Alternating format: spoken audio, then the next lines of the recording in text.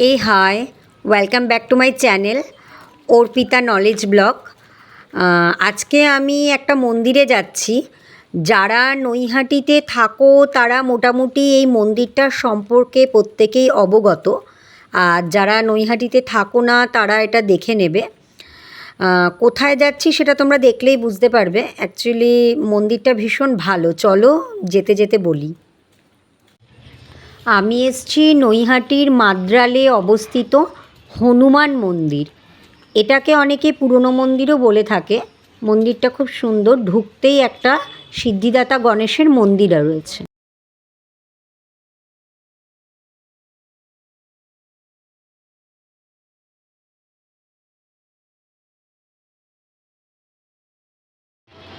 প্রথমেই মন্দিরটাতে ঢোকার আগে দেখো এরকম একটা নাট মন্দির পড়বে, মানে যেখানে একটু হোম যজ্ঞ ঠজ্ঞ হয় আর কি।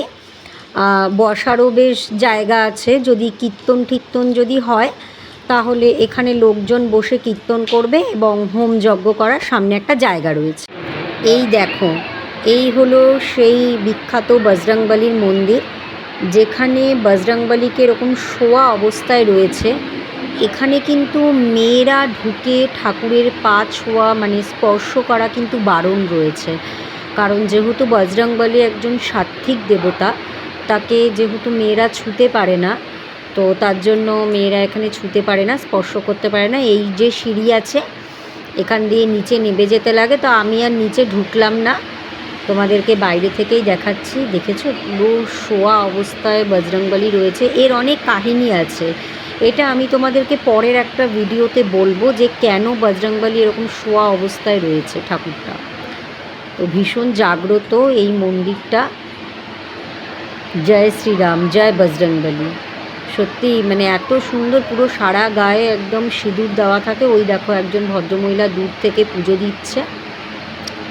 পুজোর সময় সকাল 7টা থেকে শুরু করে রাত্রি 7টা 8টা পর্যন্ত পুজো এখানে নেওয়া হয়। দেখুন আমি জুম করে আপনাদেরকে একটু দেখাচ্ছি, বজরংবলীর দুটো নয়ন আপনাদেরকে দেখাচ্ছি, আর এই হলো বজরংবলীর চরণ। দেখো এখানে ছোট্ট একটা রথ রয়েছে, রথের মেলাতে কিন্তু এই সুন্দর রথটা টান হয়। আর একটুখানি এগিয়ে গেলে দেখতে পারবে কত সুন্দর একটা বেশ পুকুর রয়েছে, বড় একটা ঝিল টাইপের। এখানে বোটিংও করা হয়। ওই যে দূরে দেখতে পাচ্ছ একটা নীল রঙের একটা কিছু একটা রাখা আছে, ওখানে কিন্তু সন্ধেবেলা ঝর্ণা ওঠে, মানে সেই সিস্টেমটা করা আছে। আর এই বোটিংগুলো যেগুলো রাখা আছে এখান থেকে কিন্তু বোটিংও কিন্তু হয়। অনেক বড় বেশ ঝিলটা, খুব সুন্দর একটা গ্রাম্য পরিবেশের মধ্যে এত সুন্দর একটা মন্দির, ঝিল, বেশ ভালো।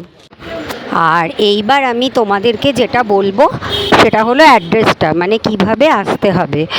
এটা হলো তোমার নৈহাটি স্টেশন থেকে আসলে সবচেয়ে সুবিধা হবে। নৈহাটি স্টেশনে নামবে, নৈহাটি স্টেশনে নেবে, ওখান থেকে অটো অথবা টোটো ধরবে। অটো অথবা টোটো ধরে বলবে যে মাদ্রাল হনুমান মন্দির যাব, অথবা মাদ্রাল পুরনো মন্দির।